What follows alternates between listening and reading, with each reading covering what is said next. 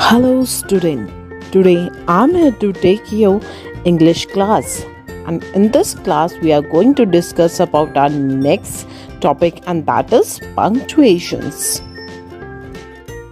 Punctuation is a symbol that is used to create some more clarity in a sentence. So beta, punctuations कई ऐसे marks हैं जिनसे हम अपने sentence में और ज़्यादा भी क्लैरिटी ला सकते हैं उनके लिए जो हमारी बात को सुन रहे हैं या पढ़ रहे हैं। उन्हें हमारे सेंटेंस पढ़ने से ये पता चल जाएगा कि हमें अपना सेंटेंस यहाँ पर एंड करना है या कंटिन्यू रखना है, या इस सेंटेंस में हम किसको डिनोट कर रहे हैं, क्या चीज़ कैसे हम बोल रहे हैं, या तो हमारा वो नॉर्मल बात है, वो कमांड है, स्टेटमेंट है, वो क्या है, वो उस सेंटेंस के पंक्चुएशन मार्क से उन्हें क्लियर हो जाएगा। सो पंक्चुएशन मार्क बेटा हम किसी भी सेंटेंस में क्लैरिटी लाने के लिए करते हैं। सो बेटा अब हम पंक्चुएशन मार्क के बारे में पढ़ेंगे और अपने सेंटेंस में और भी ज्यादा क्लैरिटी लाएंगे। अरे वेट। सो पंक्चुएशन मार्क से पहले हम एक बहुत इम्पोर्टेंट थिंग के बारे में जानेंगे जो किसी भी सेंटेंस में बहुत ज्यादा इम्पोर्टेंट होती है, and that is capital letter. So बेटा अब हम पहले कैपिटल लेटर के बारे में पढ़ेंगे जो हमारे सेंटेंस में बहुत बड़ा रोल प्ले करता है। बेसिकली हमें यही नहीं पता है कि हमें कैपिटल लेटर कहाँ पर यूज करना है और कैसे यूज करना है जिससे हमारे सेंटेंस में वो इम्पोर्टेंट रोल प्ले करे। हमारी मैम हमें हमेशा डांटती हैं कि हम कहीं पर भी कैपिटल लेटर का यूज कर देते हैं। तो आज मैं आपको ये बताऊंगी कि हमें एक्चुअली में कैपिटल लेटर कहाँ यूज करना है। Capital letter, we use capital letter in the following cases. बेटा अब हम 3 केसेस डिस्कस करेंगे जहां पर हम कैपिटल लेटर यूज कर सकते हैं किसी भी सेंटेंस में। सो बेटा अब मैं आपके साथ वो 3 केसेस डिस्कस करूंगी। मैं बोलूंगी और आप बहुत ध्यान से सुनिएगा, okay? So our first case is to begin our sentence. बेटा जब भी हम किसी सेंटेंस को स्टार्ट करते हैं उस सेंटेंस का फर्स्ट वर्ड जो होगा उसका फर्स्ट वर्ड का फर्स्ट अल्फाबेट हमेशा कैपिटल लेटर होगा। इससे हमें पता चल जाएगा कि हमारा सेंटेंस कहाँ से स्टार्ट है, okay? A second case is for any person name, place name, thing name, animal name. बेटा जब भी किसी पर्सन का हमें नेम लिखना होगा, किसी पर्सन का नेम लिखना होगा, किसी प्लेस का नेम लिखना होगा, किसी चीज का नेम लिखना होगा, किसी एनिमल का नेम लिखना होगा सेंटेंस के बीच में, तो उस नेम का फर्स्ट अल्फाबेट हमेशा capital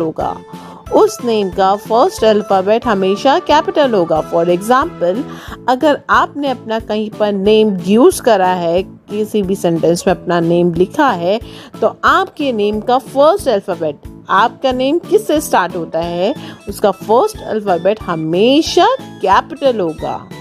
and our last cases for pronoun I. बेटा जब भी किसी भी सेंटेंस में आई का यूज होगा, फॉर एग्जाम्पल आपने यूज करा आई एम 5 years old, तो बेटा यहाँ पर आपका आई जो यूज हुआ वो हमेशा कैपिटल लेटर में स्टार्ट होगा। ये मैटर ही नहीं करता बेटा कि आपने आई स्टार्टिंग में यूज करा है या मिड में यूज करा है, किसी भी सेंटेंस के मिड में यूज करा है या स्टार्टिंग में यूज करा है। जब भी आप आई यूज करोगे तो आप क्या कर दोगे, तुरंत उस आई को कैपिटल में लिखोगे।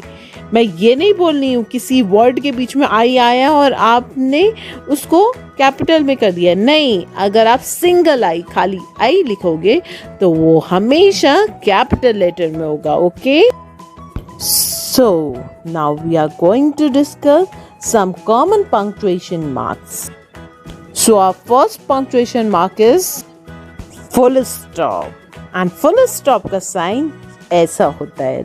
Look at this. क्या है बेटा? एक छोटी सी dot. Okay, full stop is used at the end of a statement or command. Full stop किसी भी statement और command के end में यूज होता है. ओहो, अब आप कंफ्यूज हो गए होंगे कि स्टेटमेंट और कमांड होता क्या है. बेसिकली मैंने तो आपको बता दिया कि full stop is used at the end of A statement और कमांड. किसी भी स्टेटमेंट और कमांड को एंड करने के लिए हम फुल स्टॉप यूज करते हैं, पर हमें अभी तक यही नहीं पता कि स्टेटमेंट और कमांड में डिफरेंस क्या है, ये होता क्या है. यस, आप कंफ्यूज्ड हो गए हो ना? So beta, don't worry. Now I am going to tell you the difference between a statement or command. Basically, beta, statement किसी भी बात को कहने को कहते हैं, किसी भी चीज को बोलने को कहते हैं. स्टेटमेंट, हम कोई भी सेंटेंस बोलते हैं तो उसे स्टेटमेंट कहते हैं. वो एक कथन होता है, हिंदी में हम उसे कथन बोलते हैं, और किसी भी बात को हम बोलने को स्टेटमेंट बोलते हैं. बल्कि किसी भी चीज को ऑर्डर में कहना, किसी भी चीज को ऑर्डर में कहना वो कमांड होता है. वो कमांड होता है और उसको हिंदी में हम आदेश बोलते हैं. उसको हम हिंदी में आदेश बोलते हैं. फॉर एग्जाम्पल बेटा, अगर आपने अपनी मम्मा से कहा कि मम्मा आज आपने नूडल्स बहुत अच्छे बनाए हैं, नूडल्स बहुत टेस्टी बनाए हैं, तो बेटा ये आपका एक स्टेटमेंट हुआ, ये आपका एक कथन हुआ जिसमें आपने अपनी मम्मा को बताया कि मम्मा आज आपने नूडल्स बहुत अच्छे बनाए. पर बेटा अगर आपने अपनी मम्मा से कहा कि मम्मा मेरे लिए और नूडल्स ले आइए, तो बेटा ये आपका कमांड हो गया जिसमें आपने अपनी मम्मा से कुछ काम बोला और उन्होंने आपका काम किया. ओके, तो ये क्या हो गया बेटा? एक कमांड हो गया, एक ये ऑर्डर हो गया, ये एक आदेश हो गया. तो आप समझे कि स्टेटमेंट और कमांड में बेसिकली डिफरेंस क्या होता है. So I have some more example to clear you the difference between statement and command. But in these example we are going to see the use of full stop also. Okay? So our first example is this is a black car. ये बेटा आपका statement हुआ. इसमें आपने किसी को बताया कि ये एक ब्लैक कार है, और इस स्टेटमेंट को एंड करने के लिए आप देखिए आपने कार के बाद एक फुल स्टॉप का मैंने यूज करा है. एक फुल स्टॉप का मैंने यूज करा है क्योंकि मेरा स्टेटमेंट यहीं पर फिनिश हो गया या एंड हो गया. Okay, second one is come here. Come here is a command जिसमें आपने किसी को अपने पास बुलाया, उसे एक ऑर्डर दिया कि कम हियर, और इस कमांड को भी एंड करने के लिए मैंने एक फुल स्टॉप का यूज करा है. ओके बेटा, सो कोई भी स्टेटमेंट हो या कमांड हो उसे एंड करने के लिए हम फुल स्टॉप का यूज करते हैं. Okay, so our second punctuation mark is question mark. But before this, I want to tell you the difference between direct and indirect question. बेटा जब भी क्वेश्चन की बात होती है तो वहाँ पर मोर देन 1% होते हैं.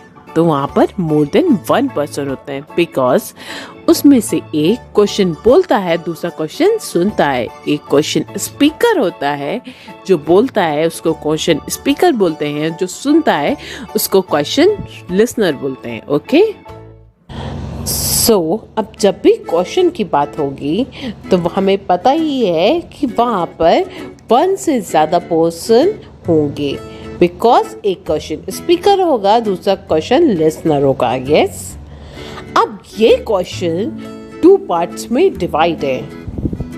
ये क्वेश्चन 2 पार्ट्स में डिवाइड है, direct question and indirect question. Okay, direct question and indirect question. Direct question बेटा वो होता है जब क्वेश्चन स्पीकर जो क्वेश्चन बोलता है वो डायरेक्टली उस पर्सन से पूछे जिससे उससे क्वेश्चन पूछना है। जिससे उसे क्वेश्चन पूछना है वो डायरेक्टली उसी पर्सन से क्वेश्चन जब बोलेगा तो ये हो जाएगा direct question. But indirect question वो होता है जिसमें क्वेश्चन एक स्टेटमेंट बन के रहे, क्वेश्चन एक स्टेटमेंट बन जाए।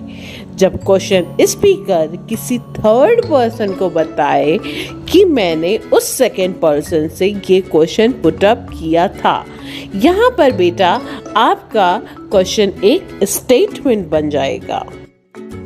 To make this topic more clear, I have one example for you. First one is direct question. Direct question में क्वेश्चन स्पीकर डायरेक्टली जिससे क्वेश्चन पूछना होता है उससे क्वेश्चन पूछता है। यस, फॉर एग्जाम्पल किसी को किसी से पूछना है कि तुम क्यों दुखी हो, सो वो क्या पूछेगा, वाई आर यू सैड। ये बेटा हो गया डायरेक्ट क्वेश्चन। इसमें क्वेश्चन स्पीकर ने जिससे क्वेश्चन पूछना था उससे जाके पूछा that why are you sad. ये क्या हो गया बेटा, direct question. But indirect question में क्वेश्चन फॉर्म की जगह एक स्टेटमेंट बन जाता है जिसमें क्वेश्चन स्पीकर जिससे क्वेश्चन पूछता है उसकी बात नहीं होती है। यहाँ पर क्वेश्चन स्पीकर और थर्ड पर्सन की बात होती है। फॉर एग्जाम्पल किसी पर्सन ने किसी पर्सन से बोला कि मैंने उससे पूछा था कि वो सैड क्यों है। मैंने उससे पूछा था कि वो सैड क्यों है। I asked her why she is sad. इसमें बेटा किसी क्वेश्चन को पुट अप नहीं किया गया है, यहाँ पर सिर्फ ये बात बताई गई है कि मैंने उससे पूछा था कि वो सैड क्यों है। यहाँ पर क्वेश्चन एक स्टेटमेंट फॉर्म में चेंज हो गया है, सो इसे हम इनडायरेक्ट क्वेश्चन बोल। So question mark is used at the end of direct questions only. Okay beta, so question mark is used at the end of direct questions only. Question mark हर दम direct question के बाद ही use होगा, indirect questions के बाद use नहीं होगा, बिकॉज इनडायरेक्ट क्वेश्चन एक क्वेश्चन नहीं एक स्टेटमेंट फॉर्म होता है। Okay, so now our third punctuation mark is exclamation mark. So beta, here we have our exclamation mark. An exclamation mark usually used to show a strong feeling such as surprise, anger, joy, etc. So basically, exclamation mark is used to add emphasis to a statement. So exclamation mark के through हम अपने sentence में कहे गए emotions पे जोर दे सकते हैं, उसे और भी क्लियर कर सकते हैं उस रीडर के लिए जो वो सेंटेंस पढ़ रहा हो। For example, first one is well done. Well done के बाद बेटा देखिए एक्सक्लेमेशन मार्क है। यहाँ पर स्पीकर खुश होके किसी को बोला है वेल डन, ये एक इमोशन है, सो इसके बाद एक्सक्लेमेशन मार्क होगा। Second one is Hari, tomorrow is holiday. इस सेकेंड एग्जाम्पल में स्पीकर जल्दी करने को बोल रहा है, वो फास्ट वर्क करने के लिए बोल रहा है, और हरी एक इमोशन है, इसलिए इमोशन के बाद एक्सक्लेमेशन मार्क लगेगा। Okay, so our next punctuation mark is comma. इस पंक्चुएशन मार्क के बारे में हमें ऑलरेडी काफी कुछ पता है, पर बेटा आज हम इस पंक्चुएशन मार्क के बारे में थोड़ा डीपली और क्लियरली डिस्कस करेंगे। मैं बोलूंगी और आप ध्यान से सुनिएगा। Okay, so there is 4 different situations where we use comma. So, our first situation is comma is used to show a pause in a sentence. Comma किसी भी सेंटेंस में पॉज को शो करने के लिए यूज होता है. For example, first one is that's why we should speak to teacher on this matter. इसमें बेटा सेंटेंस में that's why के बाद कॉमा यूज करा गया है. इसमें बच्चे कह रहे हैं तभी हमें अपनी टीचर को या टीचर से इस मैटर पे बात करनी चाहिए. तभी यहाँ पर एक छोटा सा सेंटेंस में ब्रेक आया है, एक छोटा सा पॉज आया है. हमने ये डिस्कस करा था कि कभी भी सेंटेंस में पॉज आएगा तो हम कॉमा यूज करेंगे. Okay, so our second situation is comma is used to separate words in a list of things. comma बेटा कई words को separate करने के लिए भी यूज होता है. For example, I want to order pizza, burger, soft drink and lollipops. इस सेंटेंस में आप जैसे देख रहे हो कि सॉफ्ट ड्रिंक और लॉलीपॉप के बीच में एंड का यूज है.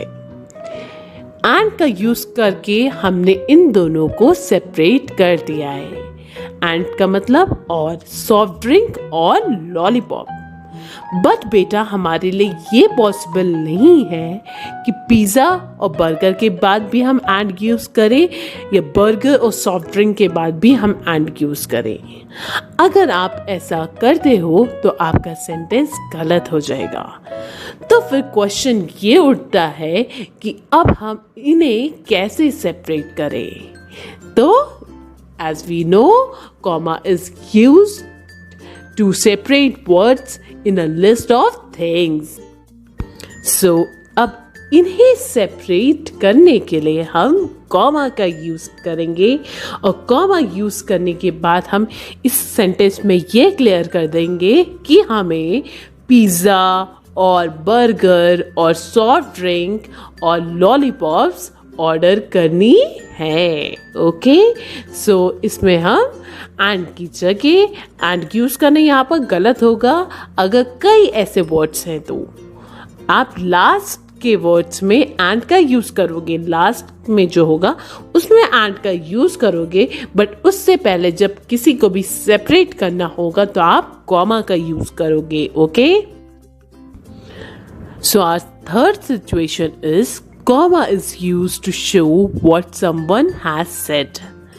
बेटा comma का यूज करके हम ये भी बता सकते हैं कि किसने ये सेंटेंस बोला है. For example, I hope she will be all right soon, said Geeta. इस सेंटेंस में बेटा soon के बाद comma का यूज हुआ है. कॉमा का यूज करके हम ये बता रहे हैं कि ये स्टेटमेंट किसने बोला है, ये बात किसने बोली है. तो आपको इससे क्या पता चलता है ये स्टेटमेंट किसका है? गीता का. ये स्टेटमेंट गीता का था, तभी हमने कॉमा यूज करके लिखा said Geeta. Okay, fourth situation is comma is used after salutations. So बेटा salutation means expression of greeting. आपने ये ऑब्जर्व किया होगा कि कभी आप कोई लेटर लिखते हो, नोटिस लिखते हो, उसमें ऊपर लिखते हो dear ma'am, dear sir, dear parents, कुछ भी ऐसे मेंशन करते हो, टू द प्रिंसिपल. ये सब बेटा सैल्यूटेशंस होते हैं. ये सब सैल्यूटेशंस होते हैं और इनके बाद आप हमेशा कॉमा का यूज करते हो. Yes, for example dear ma'am के बाद बेटा आप देखिए कॉमा का यूज है. Yes, so these are the salutations और सैल्यूटेशंस के बाद हमेशा कॉमा का यूज होता है. So our last punctuation mark is apostrophe and here we have apostrophe sign. Basically apostrophe is used in two cases. First one is apostrophe is used to indicate the position of something. किसी भी चीज़ की position बताने के लिए हम apostrophe का use करते हैं। जब भी हमें ये बताना होता है कि ये चीज़ इस पर्सन को बिलोंग करती है, तब हम उसमें अपॉस्ट्रोफी का यूज़ करते हैं। जब भी हमें किसी भी चीज़ का बताना होता है कि ये चीज़ किसी भी पर्सन से बिलोंग करती है, तो हम उसमें अपॉस्ट्रोफी का यूज़ करते हैं। अपॉस्ट्रोफी में एक छोटा सा ऊपर लाइन बनती है और एस ऐड करा जाता है। आपको जब भी बताना हो ये उसका घर है, ये उसकी पेंसिल है, तो बेटा का की ये जब भी आ जाएंगे कि उसका घर है, उसकी पेंसिल है, तो उसमें अपॉस्ट्रोफी का use. For example, this is Rohan's house. आप ये सोच रहे होंगे मैंने इसमें रोहन्स हाउस क्यों लगाया। यस, अगर बेटा इसमें मैं लिखती दिस इज रोहन हाउस, तो वो गलत होता। बिकॉज अगर आप हिंदी में इस सेंटेंस को बोलेंगे तो आप कैसे बोलेंगे, ये रोहन का घर है, ना कि ये बोलोगे आप ये रोहन घर है। रोहन थोड़ी ना घर है, ये रोहन का घर है। तो जब भी का की बात आएगी तो अपॉस्ट्रोफी लग जाएगा, इसलिए हमने क्या लिखा है, this is Rohan's house. Okay, so our second situation is apostrophe is used where letter have been omitted. Apostrophe बेटा हम वहाँ पर भी यूज़ करते हैं जहाँ पर हमें किसी लेटर को, किसी वर्ड को कम करना होता है, किसी वर्ड को कम करना होता है। फॉर एग्जाम्पल, अगर हम डू नॉट की जगह DON और अपॉस्ट्रोफी T लिखेंगे तो ये क्या हो जाएगा, डोंट। ओके, तो इस जगह हमने क्या करा, डू और नॉट, दो वर्ड्स थे, इसकी जगह हमने एक वर्ड लिखा, वो क्या था, don't. So this is how we used apostrophe in second situation. So this is all about these punctuation mark. Now I have something for you. बेटा मेरे पास आपके लिए कुछ है। अब मैं आपको कई स्टेटमेंट, सेंटेंसेस, क्वेश्चंस दूंगी, उसमें आपको एप्रोप्रिएट पंक्चुएशन मार्क का यूज करना है। ओके, बट इसके लिए सबसे पहले आपको अपनी कॉपी निकालनी है और उस पे ये सारे क्वेश्चंस को लिखना है। फिर आराम से, ध्यान से सोच कर इनका आंसर लिखना है और अपनी अपनी मम्मा से चेक करवाना है। Okay, so here we have our questions.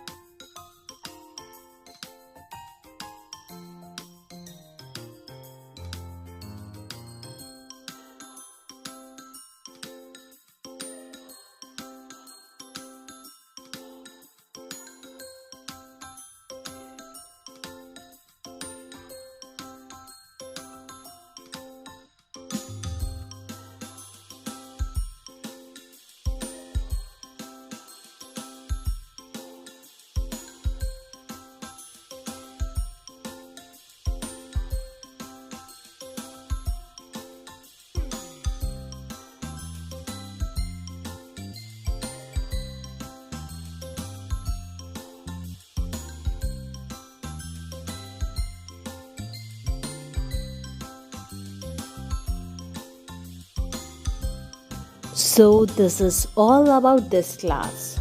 Hope you all enjoyed this class too.